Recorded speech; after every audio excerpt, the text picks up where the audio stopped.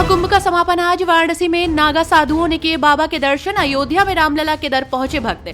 शिवरात्रि के अंतिम स्नान पर्व पर गंगा और संगम में स्नान करने वाले श्रद्धालुओं का जन सैलाब, 65 करोड़ संख्या पार। संगम में आस्था की डुबकी लगाने के लिए देश के कोने कोने से पहुंचे श्रद्धालु, संभाले नहीं संभल रही भीड़। महाकुंभ 2025 में बड़ी संख्या में श्रद्धालुओं के प्रयागराज पहुंचने का सिलसिला जारी। वाराणसी में काशी विश्वनाथ मंदिर, अयोध्या और अन्य शिवालयों में श्रद्धालुओं की भीड़। इस बीच मुख्यमंत्री योगी आदित्यनाथ की नजर भोर से ही व्यवस्थाओं पर।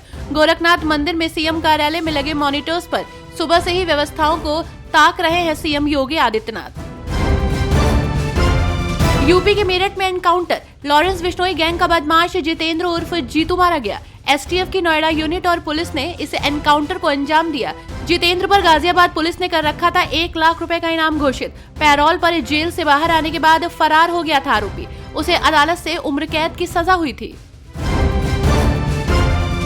संभल की शाही जामा मस्जिद की सफाई, पेंटिंग और सजावट की मांग की गई। इसके लिए मस्जिद के प्रबंधन समिति ने भारतीय पुरातत्व सर्वेक्षण यानी कि ASI से परमिशन मांगी थी। तो वहीं इसे लेकर इलाहाबाद हाई कोर्ट में भी याचिका दायर की गई है, जिस पर सुनवाई के लिए 27 फरवरी की तिथि तय की गई है।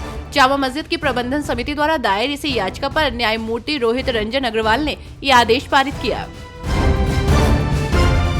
योगी आदित्यनाथ के गिद्ध और सुअर वाले भाषण पर समाजवादी पार्टी के मुखिया अखिलेश यादव का जोरदार जवाब। बोले, सीएम योगी अपने गिद्ध वाले बयान के जरिए किसका अपमान कर रहे हैं? जो लोग अपने परिवार के लापता सदस्यों की तलाश कर रहे थे, वो सुअर की बात कर रहे हैं। हम में से किसी ने नहीं कहा कि गंगा नदी के पानी की गुणवत्ता खराब है। केंद्रीय प्रदूषण नियंत्रण बोर्ड ने ऐसा कहा है, तो सरकार आखिर किसे सुअर कह रही थी? मुझे लगता है कि दिल्ली और लखनऊ की लड़ाई में वे एक दूसरे को गाली दे रहे हैं।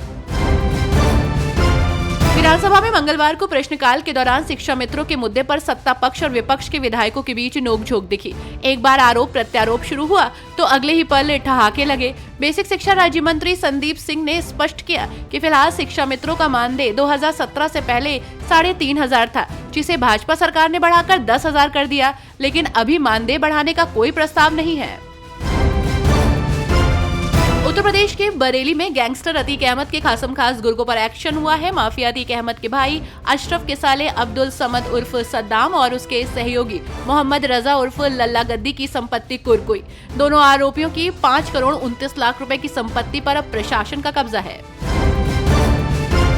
मशहूर कथावाचक अनिरुद्ध आचार्य ने मीडिया से बातचीत में समाजवादी पार्टी प्रमुख अखिलेश यादव पर कटाक्ष करते हुए कहा, अगर सभी राम बन जाएंगे तो कोई रावण भी रहेगा। उन्होंने इशारों ही इशारों में अखिलेश यादव के कुंभ मेले पर की गई टिप्पणियों पर तंज कसा। यमुना आरती के दौरान अनिरुद्ध आचार्य महाराज ने नदी की सफाई पर जोर दिया।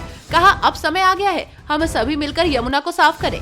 ये केवल सरकार की जिम्मेदारी नहीं, हमारी भी है।